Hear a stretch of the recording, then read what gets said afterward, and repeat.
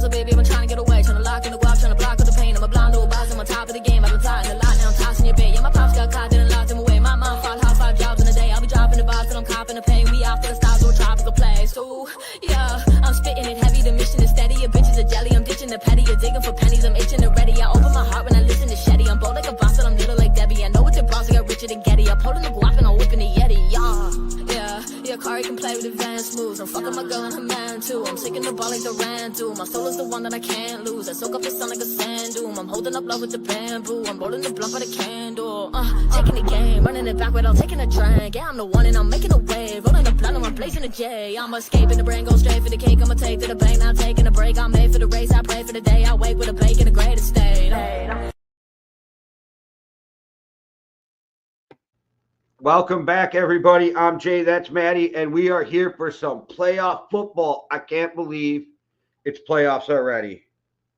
Yeah, I know. It puts into perspective how quickly an NFL season goes, really, once you get around to playoff time. But it is NFL Wildcard Weekend, which is one of my favorite weekends. Wildcard Weekend. Super wild. Yeah, but it can't be super if it continues.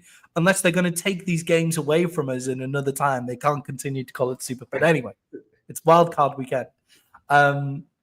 One of the best weekends of the year for me, because you have good teams going against each other constantly, which is really good to see. And Jay, are you excited for Wildcard Weekend? You guys are playing at the end of it, which I can't imagine is much fun waiting till that long. I've already just considered the fact that our season's over, and I'm looking forward. Nice, made your peace with it. Like, said yeah, the it's season's over on Monday, and we're gonna just go into the draft talk. All right. Well, for you guys, it'll be the keeping Sam Darnold or keeping JJ talk. But I think if you lose on Monday, then that talk is over, and hopefully if they keep Sam Darnold, I'm gonna lose my fucking mind. That's it. Vikings over. But Jay, that's at the end of the week. We are now going to start off the NFL Wildcard Week preview. Easy for you to say. I know. This is where we go through all of the weekend's games, the previews, and we discuss the betting lines. We'll give you our picks outright and our picks on the betting lines. We're then on our second segment, we're going to give you our best bet of the week, the best bet that will go through this week that everybody should bet. Throughout the season, it was the best 3 bets, but because we're getting less games, it's now just the best bet. And then we are going to finish off. Sorry? I was going to say, it would get rough as the playoffs go on. It's rough as it continues. And then we're going to finish off by creating our playoff bracket, so predicting the whole bracket at the end of the show. Jay, let's give an update on everybody about how we finish with the bets and the best bets. So betting entirely against the spread this season, I went 153 to 118, which is pretty decent. Jay went 140 to 132, which is, again, making money. So follow us on that. Jay, I sunk in the best bet category towards the end. For the past 3 weeks, I've gone 0-9, finishing 27-27 on the season. Hey, so I broke even going 0-9 to finish the year. It was disappointing. And Jay, you went 29-25 on the season, which is, again, making money. So everybody follow us to hopefully make some money. Jay, starting off, we've got the Texans versus the Chargers. The Chargers are 3-point favorites on the road to the Houston Texans. Jay, can the Texans stop the pressure from the outside? I think is the biggest question in this game. Yeah, I think the Texans are in trouble. I actually, not only is that defensive line going to get after them, I think that lack of weapons helps that defensive line get after them. Like, I think CJ Stroud is going to have a rough day with a rough offense. That offensive line's been rough all year, and he doesn't have any weapons out there to throw the ball to. I mean, you went from one of the top receiving corps to barely hanging on. Yeah, I think if you look where the Texans' injuries are mainly, is it inside offensive line. The outside, the tackles have remain mainly healthy, so at least they're healthy, and that's where the Chargers are strongest on the outside pass rush. But when you've got Mac and Joey Bosa, they're experienced enough to also rush inside and pressure the guards on the inside. You're gonna see the switch, and you're gonna see them coming inside from the outside. Yeah. Well, the fucking tackles move to the inside tackles move to the offensive tackles, and you're gonna have Bosa and Matt coming straight up that middle, pushing it back. Plus, you're gonna get coverage sacks because you're gonna be able to cover.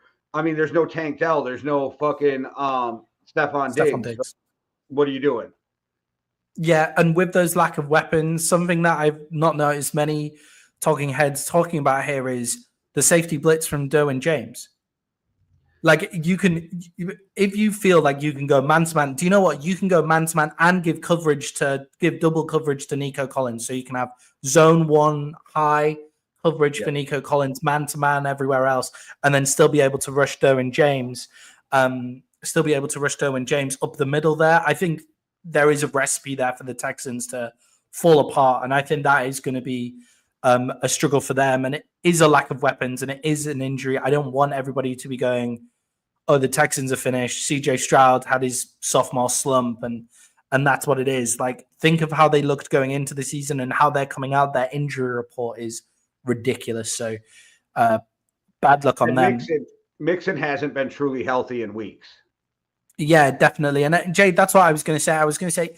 But with all that said, they're a playoff team. The Chargers are young in their rebuild. Does the Texans' win lie within Joe Mixon and playing solid defense as well? How can the Texans get Joe Mixon back up and running? Because to start the season, he was amazing. Well, that's one thing that offensive line can do. They can run block. They just can't pass block. It's almost like every fucking play should come out of play action, or every pass, so that it's a run blocking scheme to get. But that's what you do. If you have any shot at winning this game, you run the ball, you control the clock, because both teams are going to try to win the game the same way. The only problem is I think the Chargers are going to have more explosive plays. I should stop beating this drum because I've been beating it all year, but the J.K. Dobbins effect is fucking real. Yeah. And there's a lad over there on the outside who might have caused some problems for the Texans too. So I think they'll get more big plays, and I think that's what it's going to come down to. Is I think the Chargers will be able to strike some big plays. I think the only way the Texans hit big plays is on like screens, and Nico Collins screens to Joe Mixon, screens to your tight end. I think that's the way you have to go to hit big plays, and hope that your wide receivers and tight ends and running backs are on point with their blocking. Yeah, I mean, this Chargers team has been susceptible to some big losses. The Buccaneers put it on them, scored 40 points on them as well. So Nico Collins one-on-one in the passing game with CJ Stroud, if he comes out and plays a good game, will be big for them. And I think there'll be a couple of big plays. But Jay, I do think the Chargers' lack of weapons is the way that the Texans could win here, because the Texans' defensive line is brilliant. The Texans' secondary with Derek Stingley. Do you think Derek Stingley follows Ladd McConkey? Because obviously Stingley is normally outside. Ladd McConkey is really the Chargers' only consistent weapon. He plays from all positions on the wide receiver. Do you think Derek Stingley follows Ladd McConkey in this game, or do you think he remains outside? I think if you're gonna man him up, sure. But I think what they'll do is, I think if they man, they'll double. And if it's me, I put my second best corner on your best. Well, I double. I take my best corner, take out your second best. Yeah, and I think I agree with you. I think the other thing about that is, obviously, the Texans have a really good defensive line, but the Chargers have a really, really good offensive line. Joe and Rashawn Slater might be the best young tackle tandem in the league going out there. And with J.K. Dobbins back, I think that does make a big difference for them, gives them weapons as well. And Jay, my question for you is, the other advantage that I think the Chargers have here is are the Chargers playing with house money? Like, have they already gotten further than they thought they were going to get in this first season? It is the first season of a rebuild here. I think for the ownership, you would say that. I wouldn't say for the players and the coaches, right? Like, or the fan base. But I was going to say too, people forget about Quentin Johnson. That dude can play. Like, they got 2 solid receivers, a good tight end. They got a really good running back, and they're going to punch you in the mouth. And that's and the problem is the Texans are decimated by injury, right? But I was going to ask you one thing, and I don't want to go off on a tangent because we can do that. But just one, when you were saying how they lost to Tampa, but right now in this season, who do you trust more, Baker Mayfield or CJ Stroud? Because I trust Baker Mayfield more, but that might just be due to that Baker's playing out of his mind, and besides a couple games, he has like Hall of Fame borderline weapons on his team. Yeah, I mean, Baker Mayfield has made the most playoff-worthy, turnover-worthy plays this season and has a really high turnover rate. However, that's because he throws the ball down the field, and that's because he has Mike Evans to throw to, which is and had Chris fine. Godwin for a while, and had Chris Godwin for a lot of the season, and the rookie. Oh yeah, what's his name? The only rookie I ever think of is Bucky Irving for them now. Yeah, so, I can't. I'll look it up after I've finished this. But he also has a solid run game with Bucky Irving and Rashad White. I think a monster tight end.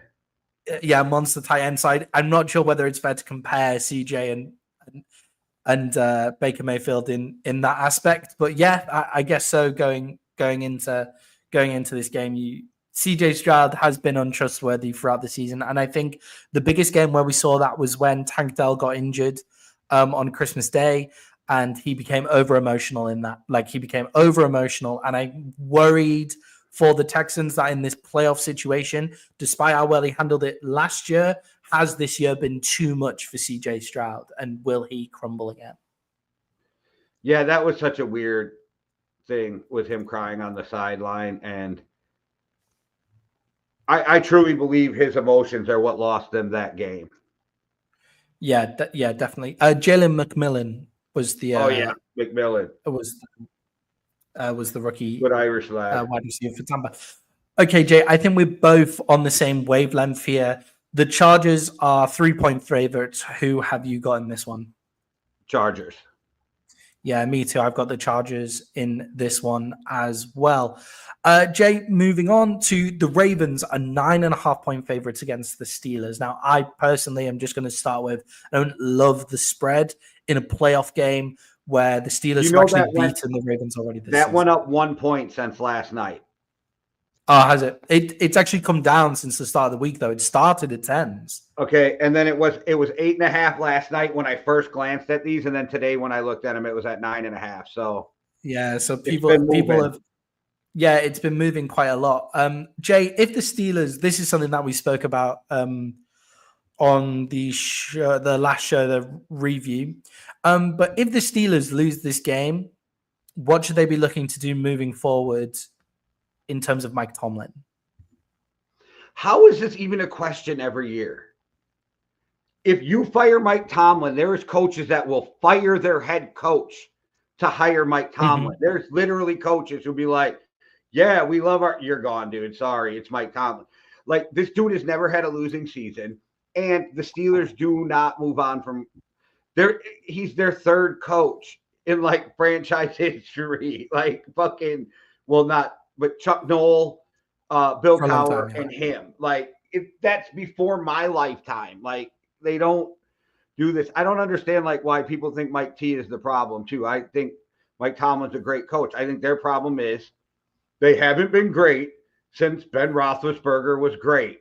Wait, you're telling me there's a correlation from a great quarterback to a great team? Like, this is my thing. They have to hit. They have to find a quarterback. But at this point, you almost have to keep Russell Wilson, don't you? And then look for your quarterback moving forward. Yeah, I think Russ has played well enough to get them there as well. Like, I think he's played well enough. And in these last 4 games, they've lost 4 on the bounce, I think is and some pretty ugly losses as well. But the game against Cincinnati was things like bad clock management coming into play and all of that kind of stuff as well. And then the loss against the Ravens was they just didn't show up on and those kind of things. So with Mike Tomlin, I am on the side of sometimes it's better to get a fresh voice in the organization if you're getting to the same point every single year. But in this particular instance, I agree with you and don't think that Mike Tomlin is the problem here. And Mike Tomlin's side of the ball, the defensive side of the ball for the Steelers, has fallen apart in the last 4 weeks because of injuries. But it looks like they're healthy now, but it's played really well all season. So I agree with you. I'm surprised that Mike Tomlin's name is coming up. I wouldn't be surprised if Jerry Jones is waiting to see if Mike Tomlin gets fired before hiring Mike McCarthy. Maybe that would be the way it would go. From what I heard last night is they're trying to agree on a contract with. Yeah, definitely. I'm McCarthy. I'm playing hardball though because I have options, dude. But that's a whole nother podcast. Yeah, me too. With Mike Tomlin, I still think they're going to get fucking blown out today, and I still think he's going to keep his job. Yeah, it's just they keep getting to the same point. I like actually the Steelers get to the wildcard game. I get your argument, and in most cases, I think that's 100% true. With Tomlin, I think you could argue that they're only getting there because of their coaching staff, because they don't have a quarterback. They haven't had a quarterback since 3 years left in Ben Roethlisberger's career. You know what I mean? And that Ben wasn't good. Kenny Pickett was awful. And they're in the playoffs literally think about this. Justin Fields, who nobody wanted. Nobody. People thought, they're going to get a first for him. I'm like, I wouldn't give up a seventh for him. So, nobody wanted him. And Russ was dead. If you asked everybody, Russ was dead. Well, except me and you, because we always argued his season wasn't as bad as. But it's like they did a lot with average quarterbacks at best. Yeah, definitely. And the slowest running back in the NFL. Yeah, I think the other part of this for the Steelers as well is the past years, it's been an offensive coordinator problem as well. And that could be placed at Mike McCarthy's door. Like they held on to Matt Canada for too long. Like he stayed there for way too long. And that could be at him. But it's very Steeler organization to look after your guys. And you keep on going with your coaches and try and make it. So I get why they didn't move off him very quickly. But now it looks like this offense has looked way better this year. And I think this was always going to be a building year for the Steelers. Like how many people realistically so many people at the start of this year were saying the Steelers were going to have a losing season this year. They got double-digit wins.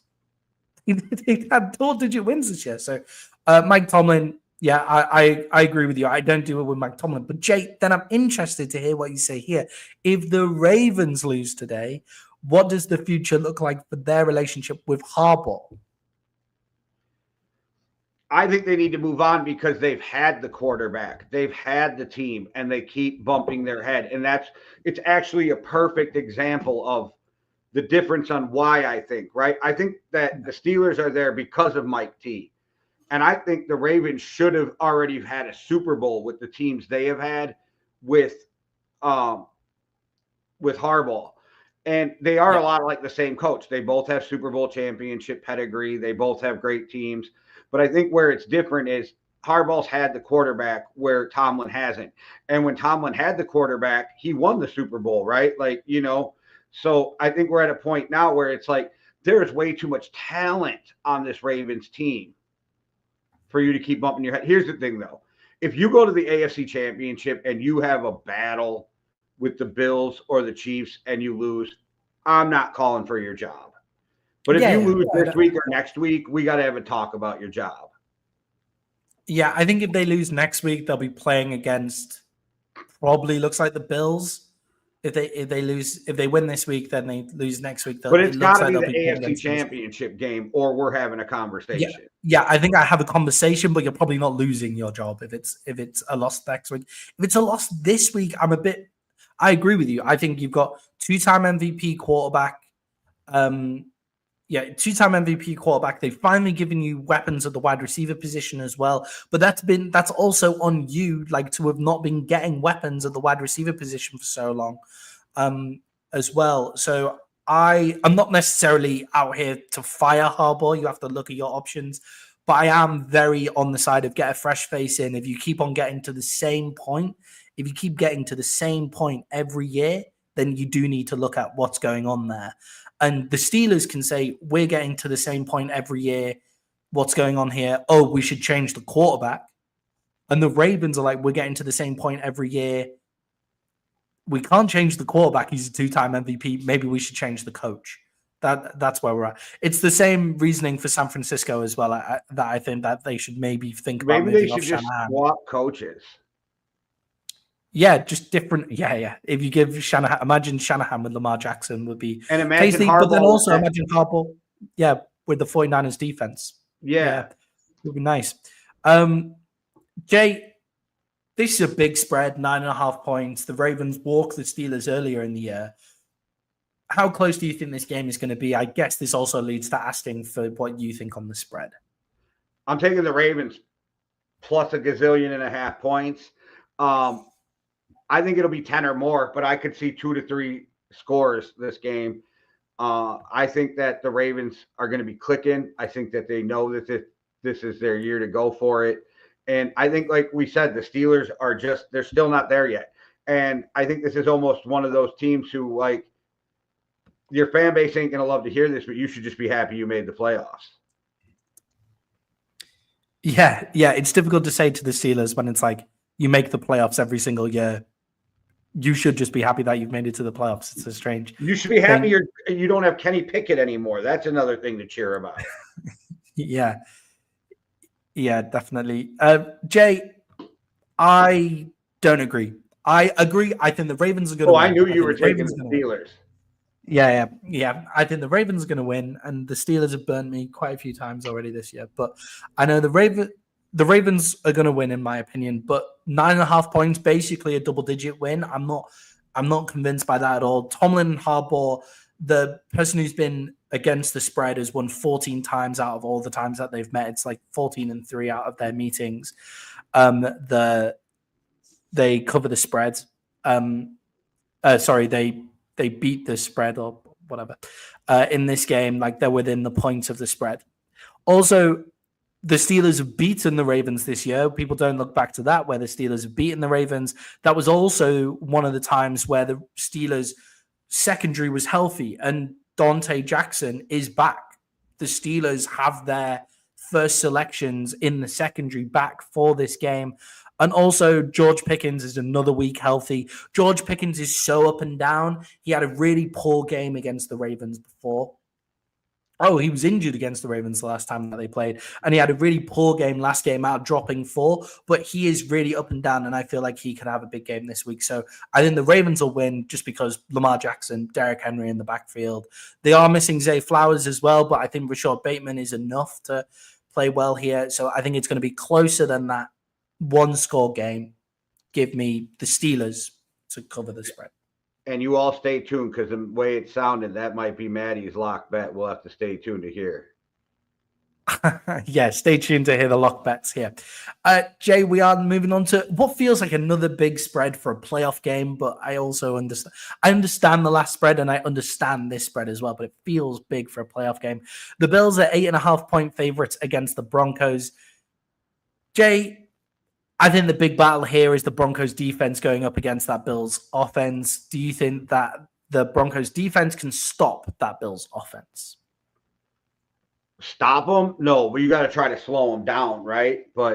And the Broncos have played great, but I think this is a team that people really underestimate the weapons Josh Allen has around him this year, because they're not household names and they're young, and the way that Cook's been running the ball, the way that Shakir's been playing, you got fucking Amari Cooper out there. I don't know. And Josh Allen, like I said, I don't think he's been playing so much hero ball this year as he has before. I think he's been playing within the offense, taking what they get him. And then I hear people go, yeah, but those big runs. Yeah, because he's seeing big gaping fucking holes in the defense, and he's just taking it. So I don't think he's really playing hero ball. I think this is probably the best Josh Allen we've seen. And I think the Broncos are in trouble, but 8.5 points, I don't know. What do you think? Yeah, I mean, the Broncos have held teams to 18 points on average this season and do have a turnover differentiation.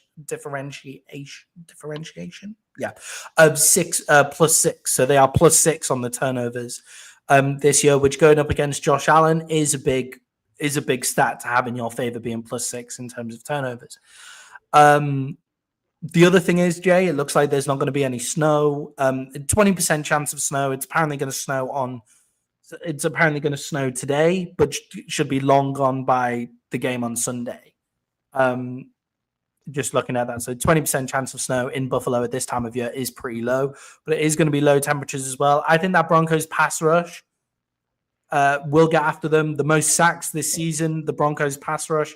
I think it will get after them to make it close, but I do think that Josh Allen has enough to keep on moving the ball. And Jay, we're talking a lot about Josh Allen here, but you've kind of alluded to it already. Is Josh Allen the only difference between these two teams? Josh Allen is better than Bo Nix, but is that the only thing that the Bills are better than the Broncos? No, the Bills' running game's better, and the Bills' receiving core is better.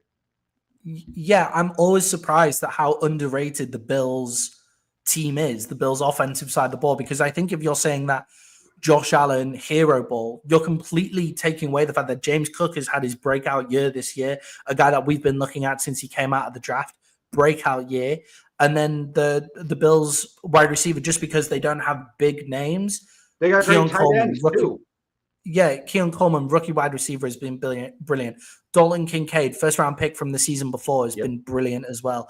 And then El Shair is an excellent down the field threat for them too. So, and Mari Cooper's got to know the playbook by now, right? You had to give him some time. Exactly. Amari Cooper now comes up in playoff football. Great route runner as well. And great for Amari Cooper. No offense, and I'm not taking shots, but you went from the Raiders, who weren't doing shit. Then you went to the Cowboys, who were struggling for a minute while you were there, and now you're back. You're back in the playoffs, and you're on a team to make a run. And good for you. Go out there and play your best ball right now. Yeah, definitely. So to go from the Raiders to the Cowboys, and the Cowboys were making the playoffs with him there. And right, that's why I said you're back. So you're back, right? Yeah, exactly. The Browns, and now he then goes to the Browns. Yeah, he then goes to the Browns to get paid, and then brings it back up there to get back to the playoffs. And I think he is the perfect playoff wide receiver.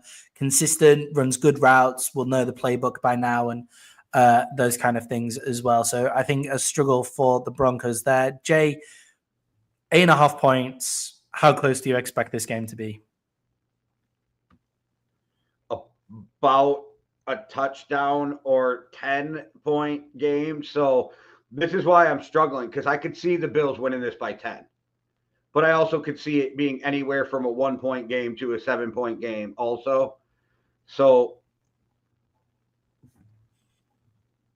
I don't think I've lost taking the Broncos this year. Give me the Broncos and the points. I think the Bills will win. Right? Yeah, I have the winning, but I think every time I've taken the Broncos this year, we've succeeded together. So let's go. The only time I best bet against the Broncos, so the Broncos were my best bet a long time through the season. The only time I best bet against them was when they were playing against the Chiefs last week, and they won by 38 points. So that's what the Broncos have been this season. Yeah, I agree with you, Jay. I think that this game I think the Bills are going to win, and I think it could be around a touchdown. But I do think that Broncos defensive line will keep them in the game. I think they also, I'd say the one place that the Broncos are hands-on, like Sean Payton is a better coach as well. So give me the Broncos in this one. Bills to win, Broncos to cover in this one as well. Playoff games that are more than a touchdown is difficult for me. Jay, something else that's difficult for me is the fact that the Eagles are in the playoffs again. It's great. The Eagles are 4.5-point favorites against the Packers. Jay, Jalen Hurts was cleared from concussion, but he was in the concussion protocol for a long time, and concussion protocol is you have concussion. That's why you're still in concussion protocol. Do you think that's still a big concern, the amount of time he's lost, like in preparation and being still potentially relatively not all with it? I'm hoping they were just being extra careful. I'm hoping they were just being extra careful with it because they knew they weren't going to play him last week, and like, let's just be extra careful. I think he probably should be fine. We see guys come back from concussions all the time, so he should be good. I would be actually more worried about the nagging injuries that Jordan Love's had all year. Yeah, what is it? An elbow for Jordan Love, which he has been cleared for, but knee and his ankle, and like he just had a bunch of injuries that can't be 100% healed, and he's coming off of a bad knee, so off the week 1 against the Eagles. Yeah, and when you're cleared for concussion, that's you cleared for concussion. Like, you are fine. Like, you don't have symptoms of concussion. That's what being cleared for concussion means. Being cleared for an elbow injury. Yeah, being cleared for an elbow. Yeah, it should be. But being cleared for an elbow injury does not mean that your elbow is better. It means you're okay. It means like you can play. It probably won't get worse. Yeah, it's this won't end your career if things go badly. It's a playoff game. Get the fuck out there. That's what's going on here. So we're not sure that Jordan Love is particularly healthy in this game. Christian Watson's out. I don't think it's the end all be all of their team. And I know I keep hearing people go, Christian Watson's their best receiver. Like I wanted Christian Watson, which in hindsight we don't have Jordan Addison if that doesn't happen. So it all worked out for the best. But I still think Reed's their best receiver. Wick has been coming on. I think he hurts, but I don't think he's devastating loss to that team. Yeah, I think with Christian Watson, it's his role is important to the team. It's not him singularly. It's his role where he's the take the top off wide receiver. But the other guys that they've got there can also do that. It's just Christian Watson happens to be the best at that. So the casual fan will look at that and go, oh, he makes the big splash plays down the field. It's like, no. They're only open because they're having to come down to play against the quick releases that they're getting lower with the better route running receivers. So I'm not sure Christian Watson is their biggest loss here. But Jay, even with healthy players, the Packers haven't looked great against good teams. Can the Packers play well against good teams? They're 2-5 against playoff teams this year, and quite a few of those games weren't even close. But let's be fair, those 5 losses are only to 3 teams. Yeah. Right. Yeah, but they weren't close. Lost to the Eagles week 1. You and I have always said week 1's really hard to, judge. Especially that week 1 where you're playing in Brazil. Yeah, you lost to the Lions twice. You lost to the Vikings twice. You lost in Brazil with your quarterback getting injured in that game. I think the Packers are a really solid team. I think the Eagles are the most well-rounded team in the NFL. Like I'm not saying that they're the best team. Like they might lose to the Chiefs, they might lose in the playoffs, but they are so good round. Like when you look for a weak spot on the Eagles, you got to start like, well, it could be, or maybe it's this, right? Where you can look at other teams and go weak spot. So like the Eagles scare me. I think the Eagles win this game, and I think they win it by more than 4.5. I don't think I don't think they win it by more than 7 or 8. So I think with the Packers as well, like they've been able to take stuff off Jordan Love's shoulders a little bit since they've got Josh Jacobs in there, and Josh Jacobs in the run game is really great. What the Eagles do is they stifle your run game entirely with those huge defensive tackles, monsters.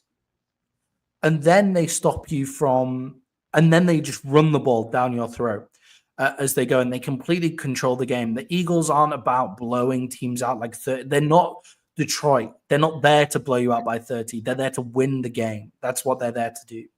And Jalen Hurts fits that mold very well because as long as Jalen Hurts, in my opinion, can't carry a team, but he's good. He's more than good enough to be that added piece that gives AJ Brown the perfect ball that takes it from a 50-50 to a 70-30.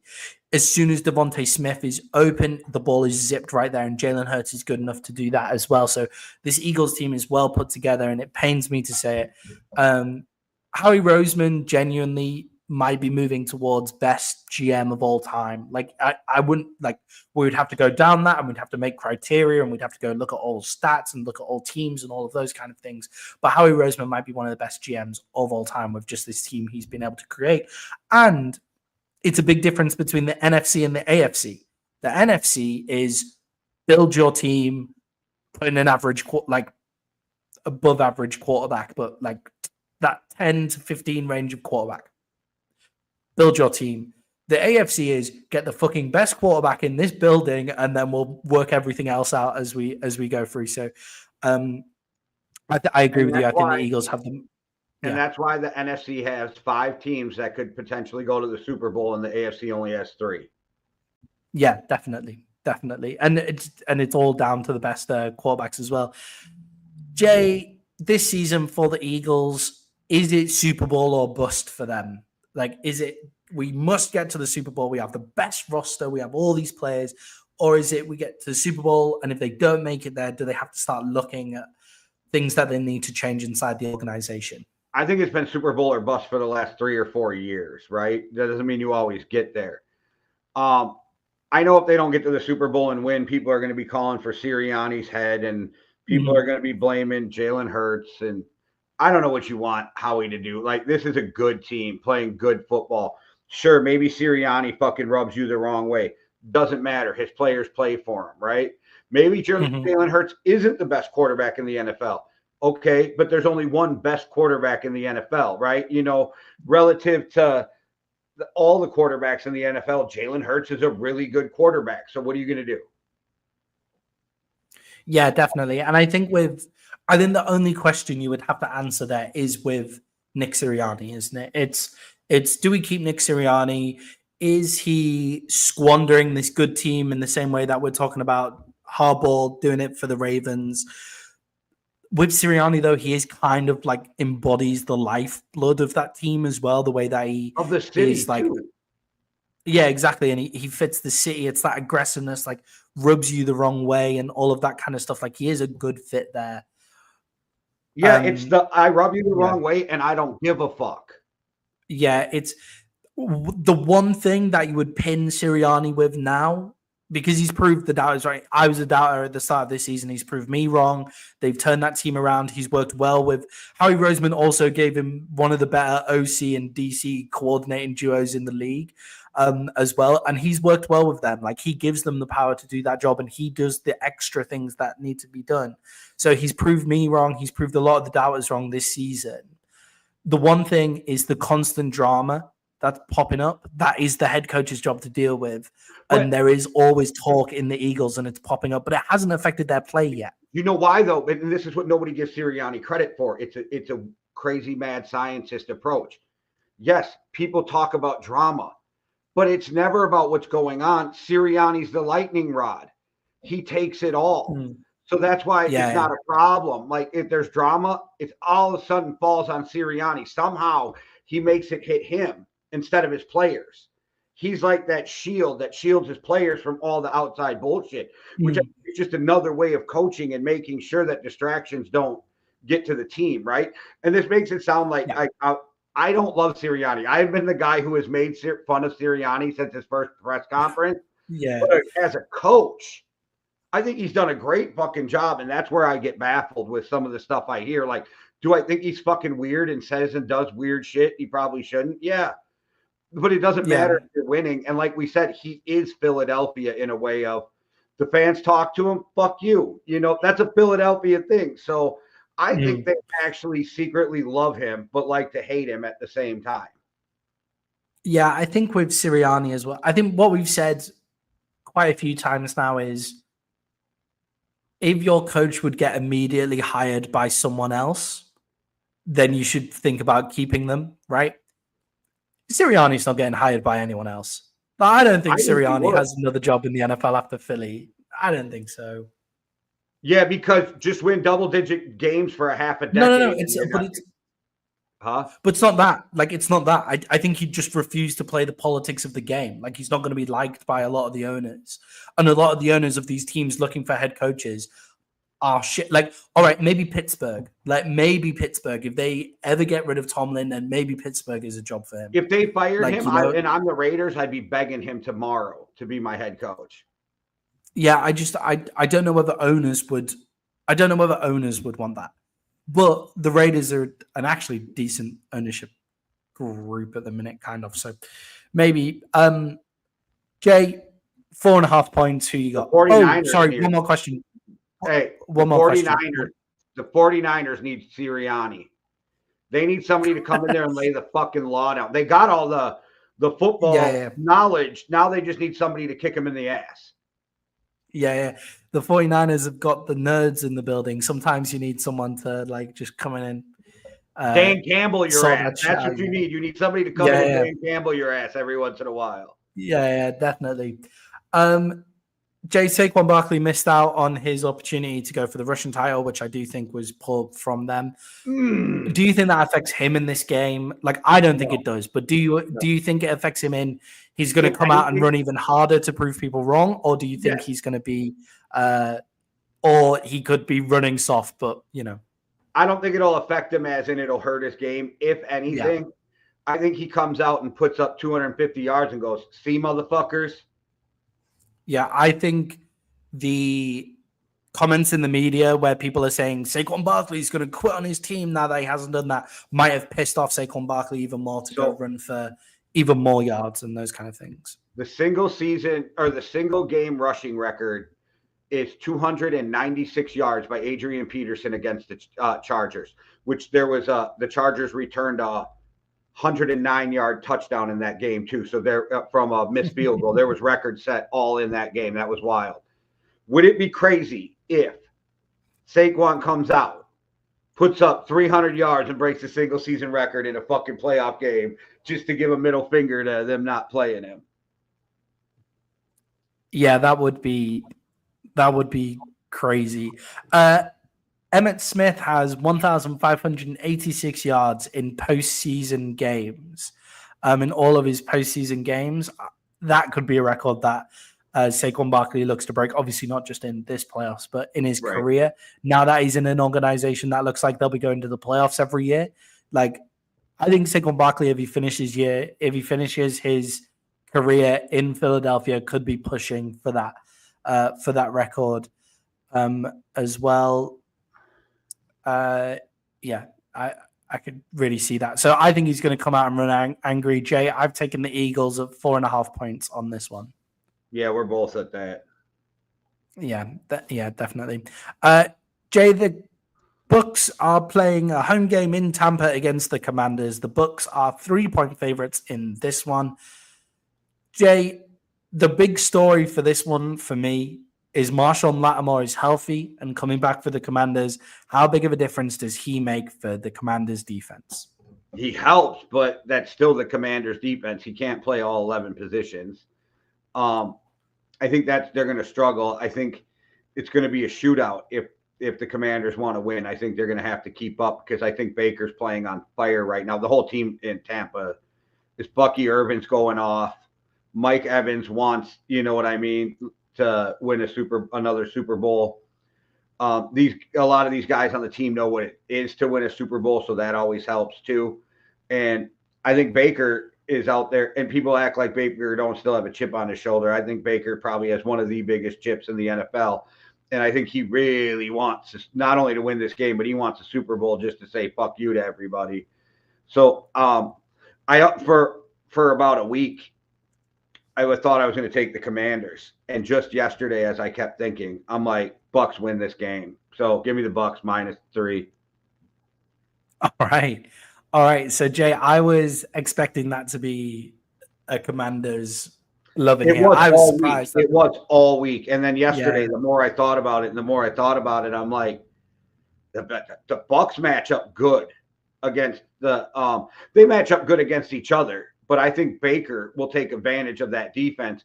And I think Tampa's defense is good enough to where even if Baker throws an interception, they can overcome it. Yeah, I do, however, think that Marshawn Lattimore is an integral part of this game. With him coming back, his rivalry with Mike Evans is huge. Like those two don't like each other. They played each other 2 games a week, 2 games a year for most of both of their careers. They do not like each other, and whenever they go to match up, it is a tussle, and they match up really well. And I think that was a big question for the Commanders in this game. Could they match up with Mike Evans and with Marshawn Lattimore there? I think they do. Yeah, but then who's covering? What is it, Cotta? Who's covering him as a tight end? Who's like? Oh yeah, K. Dalton. Yeah, K. Dalton. Yeah, and then Jalen McMillan. Yeah, and Bucky Irvin coming out the backfield. Like Bucky Irvin's nasty, bro. Like Bucky Irvin is quickly becoming one of the best running backs in the NFL. Yeah, definitely. He can I feel like catch and Bucky block, Irving. too. I feel like Bucky Irving is what people thought Bijan Robinson was going to be. And it's not necessarily a slate on Bijan Robinson because Bijan has also been good when you look at his stat sheets. Like Bijan has also been really good when you look at his stat sheets. But Bucky Irving actually changes games for Tampa. Like that's the difference there. Like they could have very similar stats in their rookie years. I haven't looked. I don't know. But Bucky Irving changes games for Tampa. There are games where Bucky Irving has gone out and just won that game single-handedly without necessarily the best blocking. Bijan Robinson is yet to do that for Atlanta. So Bucky Robinson is an incredible running back and a great rookie to come out. Shame Dallas waited too long. I believe Tampa took him 2 picks before Dallas were probably going to, because everybody waited to about the 3rd round to start taking running backs. So shame, real shame on that one. Yeah. So tell me why you're taking the Commanders. Yeah. So for me, I was surprised that the Commanders were underdogs in this game. The Commanders have a better winning record than the Bucs. The Commanders finished the season like. The Bucs finished the season well. They won all of their games, but they lost to the Cowboys. And then that game against the Panthers, although on the score sheet looked like a good win by the end, like the Panthers were close in that game. For lots and lots of that game, the Panthers were around in that game. And then the loss against the win against the Saints as well. So that's 3 of the worst teams in the NFL. But, okay, 2 of them are division rivals, which you got to always count. And the Panthers did that to everybody at the end of the year. Yeah, definitely. The Panthers did that to everybody at the end of the year, but the Saints as well. Like the Saints did not do that to everyone at the end of the year, and that Saints game was close, and it was ugly. Like the Panthers win was pretty. Like they looked good. Like when they pulled out and they won, like the Bucs looked good doing it. That loss against the Cowboys just like stuck in my mind as well, where it's like if you can get after them, then if you can put pressure on them. However, I do agree that the Commanders are overmatched. I think that if you take away Evans, then that's pretty important as well. And I think Lattimore does that. And Jaden Daniels to finish the season, Jaden Daniels was amazing. And they have this, the Commanders have this ability to win these close games. I think they've ready for playoff football. And they have a much better coaching staff. So I think Jaden Daniels is a better quarterback than Baker Mayfield, although it's closer than what some people would think. And I think that they have the better head coach and the better offensive coordinator than the Tampa Bay Buccaneers do, Jay. That's why I'm taking the Commanders in this one. You know, the Commanders lost to the Bucs. Barely beat the Bears, but got lucky to beat the Bears. Yeah. Lost to the Steelers. Lost to the Cowboys. Barely beat the Saints by 1 point. 1 point, Washington beat the Saints by. Mm-hmm. Yes. No, I agree with you. I think it's a lot of this. I'm just saying, I think it's like I'm just going through because you're beating them up for the Saints, but the Washington beat the Saints by 1. Both teams lost to the Cowboys, and head-to-head, Tampa had already beat Washington. Yeah, the interesting thing is both of these teams have beaten the Eagles as well this season, which is interesting. Guess who beat the Lions? No. Guess who beat the Lions? Did the Bucks beat the Lions as well, didn't they? As well, yeah. Yeah, look, I think the Commanders coming into the season, though, like nobody expected that. They have rookie quarterback playing with broken ribs for the mid part of that season where they didn't look great. I believe the Saints game is in that mid part of the season where they didn't look great because Jaden Daniels was with his cracked ribs too going forward. And Tampa played without their receivers for how many games? I think that's a fair point. That's why I only picked the games to finish off the year for Tampa. Look at me, I'm like defending Baker and shit. I'm over here like, what? I like Baker.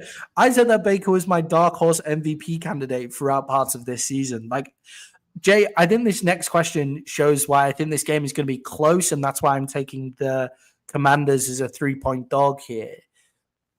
Are these two the dark horse teams in the NFC? Are these the two teams that are the dark horses that could actually make a long playoff run? I think Tampa is.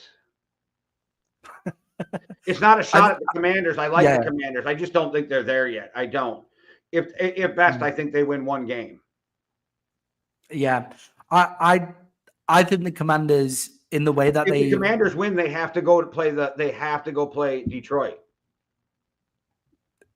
Yes. Well, that's assuming the Packers lose, but I got the Packers losing, so they're going to Detroit. And yeah, they have to go to Detroit. Detroit with injuries as well. Maybe they'd rather go to Philly because they've already beaten Philly. I'd rather play Philly than Detroit if I'm them, just because it's a division rival and I know them so much better. Yeah, definitely. With the Commanders, I can't get over. Do you know what, Jay? I can't get over them winning with Marcus Mariota. Like, I can't get over them driving down the field at the end of the game to win against the Cowboys with Marcus Mariota, because they've done it all the way through the year. All the way through the year, they've marched down the field and won games with the last play of the game, and it didn't matter that it was Marcus Mariota back there. I think they've got that DNA in them. Did it matter that it was Cooper Kupp on the other side? Cooper Rush. No, because they were playing against the Cowboys defense, which had been playing them hard. No, I'm just saying, is it even a close game? Is kind of my point. Like, if Dak's playing instead of Cooper, are we even having this last drive conversation? I think that's a fair point, but it's just the last drive of the game, and I think the Commanders have that DNA, which is we're going to go out to win these close games, and I think Jaden Daniels and Baker Mayfield is closer than what people are giving Baker credit for, but I do think that Jaden Daniels is a better quarterback than Baker Mayfield, but it's much closer. But the coaching staff isn't. This year, Baker is a top 10 quarterback. Yeah, but Jaden Daniels. No, I agree. Yeah, exactly. So but then we can start going like Terry McLaurin's good, but I would take Mike Evans. Yeah, I think that's fair. I think that's fair. I think this is a head coach and quarterback league, though. And this is the game. This is the game that everybody's got to watch. Yeah, for me, this is the game. I agree with you. Just for the record, if I was anybody out there, I would not bet this game if I was you. I also wouldn't bet this game. I feel like it's going to be close, and that's why I've gone for the Commanders in this one. It could be a close game, or either team could blow the other one out. That's how wild this matchup is, right? So you're like, I'm not betting that. Yeah, it is a weird one. I think both teams are NFC dark horses. Like, they can both cause big upsets on their day. Both teams have beaten the Eagles, for example. The Bucs destroyed the Chargers. I think the Commanders' lack of defense holds them back for another year. That's just my thought. I think it will be interesting to see how big of a difference Marshawn Lattimore is in that defense. As you can see, guys, by the discussion on this game, we both think that it's going to be close, and this is the game. This is the game to watch for me. Okay, Jay, finishing off with your Vikings going against the Rams. The Vikings are 2.5-point favorites. All right. Jay, can the Vikings get back up after their loss to the Lions? All right, now that I'm done being a whiny bitch, I'll take this all seriously. I honestly do think the Vikings win this game because I think this fire thing causes a lot of problems for the Rams, but I'm still in my feelings for that loss to the Lions. I do think Sam Darnold turns it around, and I think he plays a solid game. But I think that game against the Lions is absolutely why you do not sign Sam Darnold to a $50 million contract and keep him. I think that is why. But I think he does turn around this game. I think JJ and Jordan Addison and those guys will have a big game. I do think that Cooper Rush and Puka Nacua are insane and hard to stop. But I do really think them moving their game and no longer being a home game. How many Viking fans bought tickets yesterday when they opened up the sales for the tickets? I don't know. But I bet you it's a lot. So I think the home field advantage is gone. And I think these guys are going to have so much weighing on their mind that it's going to hurt them. But with that being said, it always could go the other way, and it's a nice distraction, and they go in there and play. But I think the Vikings win this game, so give me the Vikings -3. And I think the Vikings end up in Detroit next week. Yeah, I think with the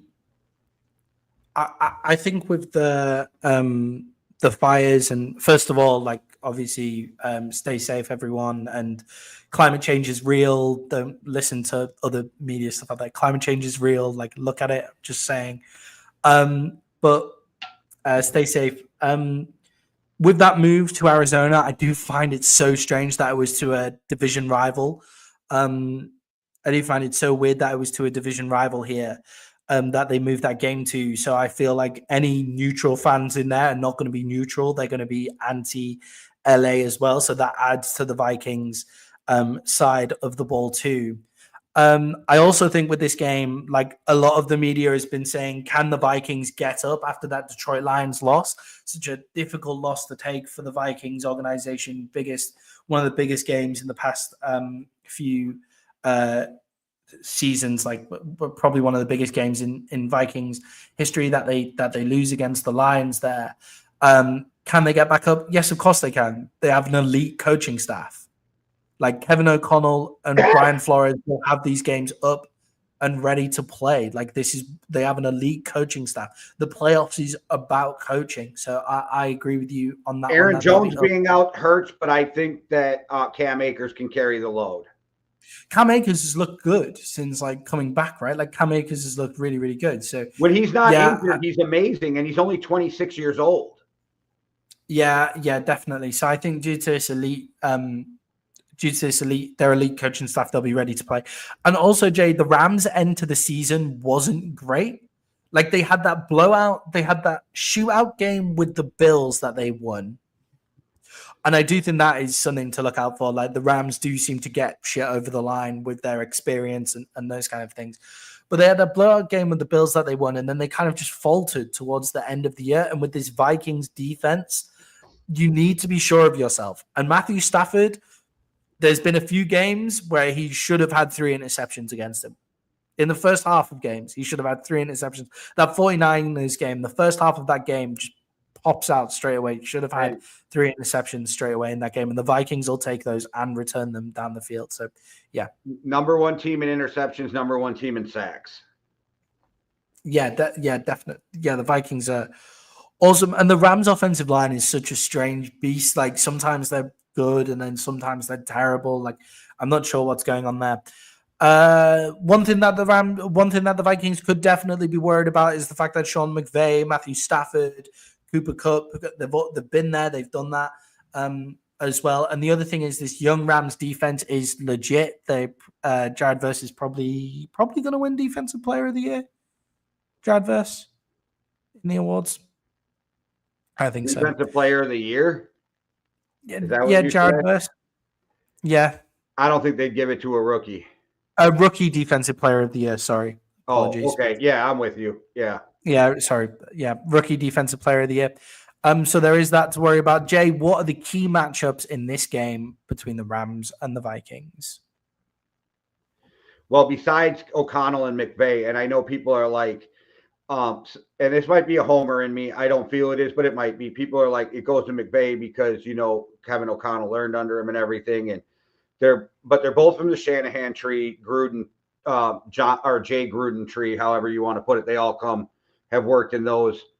But I actually think that maybe the advantage goes to Kevin O'Connell because he worked under McVay for how many years. So he knows those game plans. Yeah, Kevin O'Connell had a say, but all those game plans were what McVay wanted, and Kevin O'Connell had to work fit what McVay wanted as the offensive coordinator. So maybe he knows him a little better than what McVay knows Kevin and what Kevin likes and wants to do. I don't know, little things like that. But I think the key matchup comes down to, well, offensive lines always. Which offensive lines can hold up? Both receiving cores, I think, are a wash, not as in they're not going to do anything, but they're both going to get theirs. So I think it comes down to the secondary play, and I have a lot of faith in Minnesota's secondary because they have amazing safeties, and Byron Murphy's about to get fucking paid. That dude's got like 8 interceptions on the year too, and Stephon Gilmore, bro. And Shaq Griffin's been playing great. Evans, people aren't talking about him, but he's been playing really good for the Vikings. I think it's going to come down to the secondary, but this is going to be a wild game. I no means think that the Vikings are going to walk in and just win this game, but I think that the key matchup, the overall biggest matchup in the game is, and it goes for both sides, can you stop the receivers at any point? At any point, can that defense get me a couple stops? Because that's what it's going to come down to. Could you imagine being a defensive back in the NFL, and they're like, you got to cover Cooper Rush or Puka Nacua, or you got to cover fucking Jordan Addison and Justin Jefferson. Like, in this NFL, that's almost an impossible task. Yeah, and Puka is dominant in a totally different way to the other. Well, Cooper Kupp hasn't been dominant. Cooper Kupp seems to have lost a step, like coming off a really big injury. Like, he's probably but his route running is what's always been his what made him a superhero. You know what I mean? Yeah, definitely. So he still runs the right route, but just maybe missing a step since coming back from injury. But Puka Nacua is totally dominant in a different way to Justin Jefferson and Jordan Addison, where Justin Jefferson is just, his hands are unbelievable. He's also ridiculously fast and runs really nice routes. Jordan Addison will stretch you down the field. Puka's just bigger than you.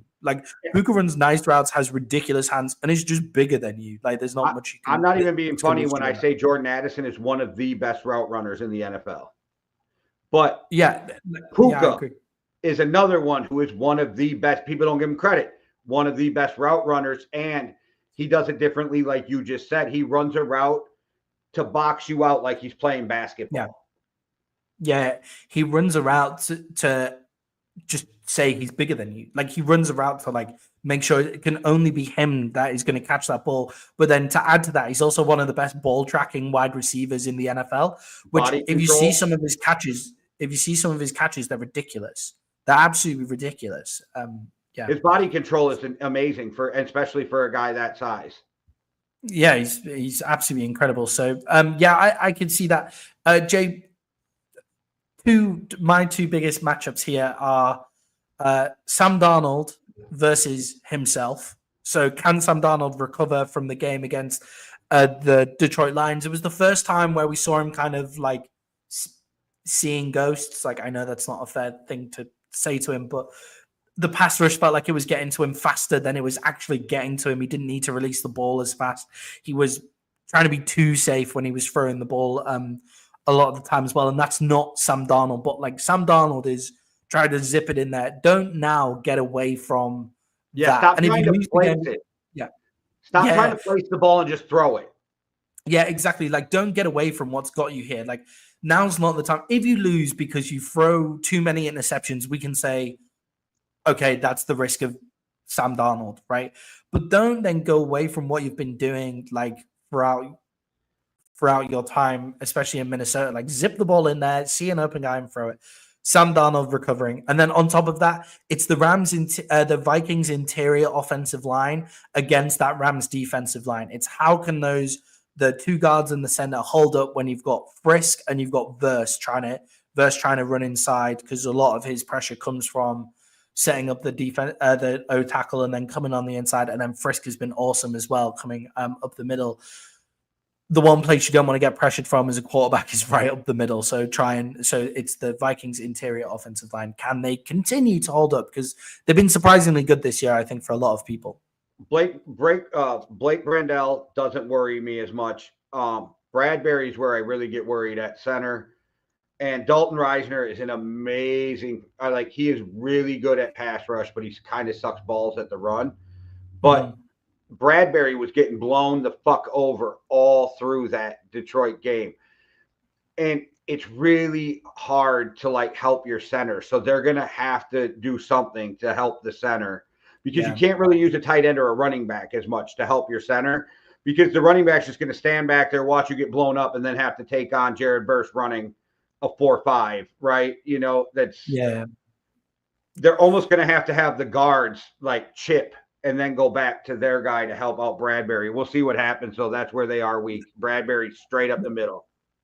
The Cowboys did it a lot last season with Biadasz in there, where they'd have Zach Martin and Tyler Smith when it was Tyron Smith, Tyler Smith, Biadasz, Martin, and then Steele on the edge. They would kind of squeeze, so you would have Martin and Smith would kind of squeeze in, which gives a bit more space on the outside, but at least you're not getting blown up straight up the center with Biadasz. And then all of a sudden, Biadasz is a blocking machine when he goes to the Commanders, but that's by the by. So I think they're the biggest matchups here. Jay, you've got the Vikings to win at 2.5.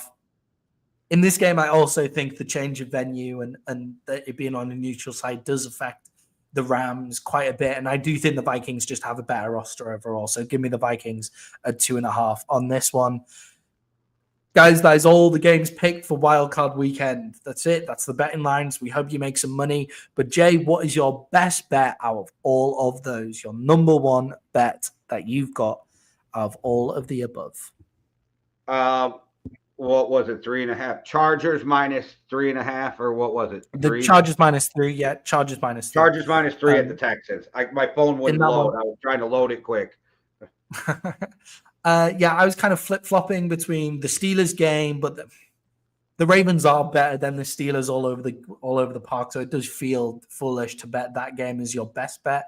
The Broncos game is a big move. The Commanders, I was surprised that they weren't favorites, but I'm going to take the Chargers at 3 points as well. I think the Chargers are the most nailed on of those wins for me to look like a win. They have the least outside stuff that would change the direction there. So both the Chargers, we don't normally pick the same, but we have in this one.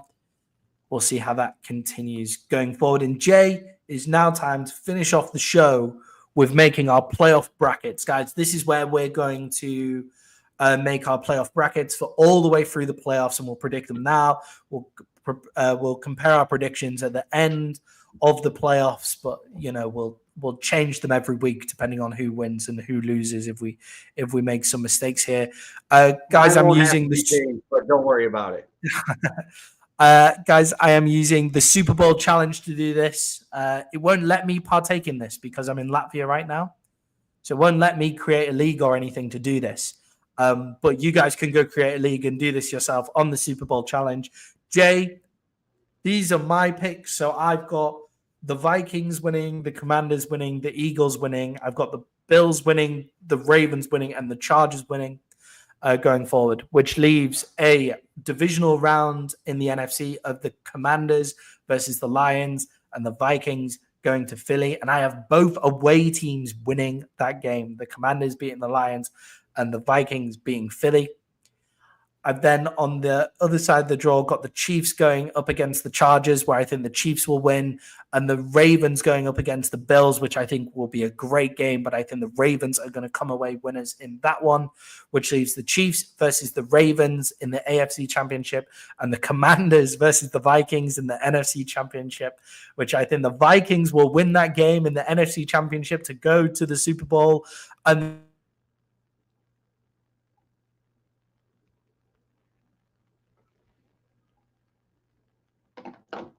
done in the Super Bowl. What do you make of that? What are your instant reactions? I'm not even joking. My shit literally froze and I didn't hear shit you said when you were about to announce your Super Bowl winner, but I can see it on the screen. So I feel like, and I guarantee you, and I'm not even joking, if the Vikings play the Chiefs in the Super Bowl, the Vikings will win that game. All right. I like it. I like the confidence, and I hope I think they match up well against them, and I think they'll give them a lot of headaches. And I think matchups, just like in fights. Matchups make fights. I think matchups make winners in sports too. But I mean, we disagree on some of them, obviously, right? Because right. So we picked different, but I don't have a problem with any of your picks. I think the Commanders are going to lose to Tampa, but like I don't have a problem with any of your picks. I like how you had it turning out, except for the Chiefs winning. The end, yeah. Jay, should we go through and make the changes that you would make so that everybody can see those as well? Right. We'll start on the NFC side of the draw, Jay. So you've got the Vikings winning against the Rams, you've got the Bucks winning against the Commanders, and then you have the Eagles winning against the Packers on the NFC side of the draw. So who wins in those divisional games? The Vikings versus the Lions, and the the Bucks versus the Eagles. The Vikings get their get back because it's almost impossible. It's only happened a handful of times to beat a team 3 times in one season. History would be on the side of the Vikings. Vikings win that game. All right. Philly annihilates Tampa Bay in a get-back game from last season's humiliation as well. And Jay, the final in the NFC Championship game. Philly would win and go on to the Super Bowl because it's at home. You see, I think that the Vikings actually do match up well against Philly, but I do understand. I might have PTSD from the Case Keenum miracle year and maybe. I think that the Vikings do match up well against Philly in that one. But Jay, on the AFC side of the draw, we've got the same wins in the divisional round, in the wildcard round, the same wins. So who have you got in this divisional round where the Chiefs go up against the Chargers and the Ravens go up against the Buffalo Bills? Bills Chiefs would be my pick. Yeah, I think the Chiefs probably get it done against the Chargers due to Chargers' lack of weapons. Chiefs experience, been there, done that. I think the Ravens will beat the Bills due to the Ravens being able to totally control a game in that one as well. But I don't hate the Bills there. So the 1 and 2 seed going. I'm picturing 7 feet of snow, fucking 15 degrees below zero. You know what I mean? Buffalo, that the time of year. Yeah, I don't know. Yeah, Buffalo in the snow is a totally different team as well. And Jay, the AFC Championship game goes through Arrowhead with the Kansas City Chiefs going up against the Buffalo Bills. Is this revenge time for the Bills? No, the Chiefs go on to the Super Bowl. Yeah, the Chiefs go on for their three-peat. They get wins done. We have the AFC number 1 seed versus the NFC number 2 seed in the Super Bowl. Who have you got, Jay? The Chiefs' defense is too much. They slow down Saquon Barkley. Jalen Hurts throws a killing interception at the end of the game, and the Chiefs win it. Their 3rd Super Bowl in a row. There you go. We both have the same team winning the Super Bowl in the end. The Chiefs for a 3rd in a row, which I kind of want to see, but I kind of also don't want to see. You know what I mean? I appreciate greatness and would love to see that, the first 3-peat. But also, it would be fun if someone else wins. Obviously, not if it's Philly. Yeah, if Minnesota doesn't win, as long as Detroit doesn't win this or Green Bay win the Super Bowl, I'm good. Fuck Green Bay and fuck Detroit. But that's fair. All right, we'll take that down. I'll record them somewhere for next week. I'll work out how to do that for next week so we can have a look at them and see how we're doing, and then we can change them, obviously, depending on today's and tomorrow's games. But Jay, that was our wildcard weekend preview. I'm excited to get watching some football in the next half an hour. Send us out like you always do. All right, everybody. Thanks for watching. Make sure you hit that like and subscribe. Hey, just throw a share out there. It doesn't hurt. Just throw a share out. Yeah. And make sure you tune in every Tuesday for MMA Underground. They had some really great guests. We had Miguel from Fighting for Your Life podcast on last Tuesday. Was really great. Also had Freakzilla from the Scrapyard. Make sure you go check that out. And I hope you guys all enjoy Super Wildcard Weekend. One world, one love. Deuces.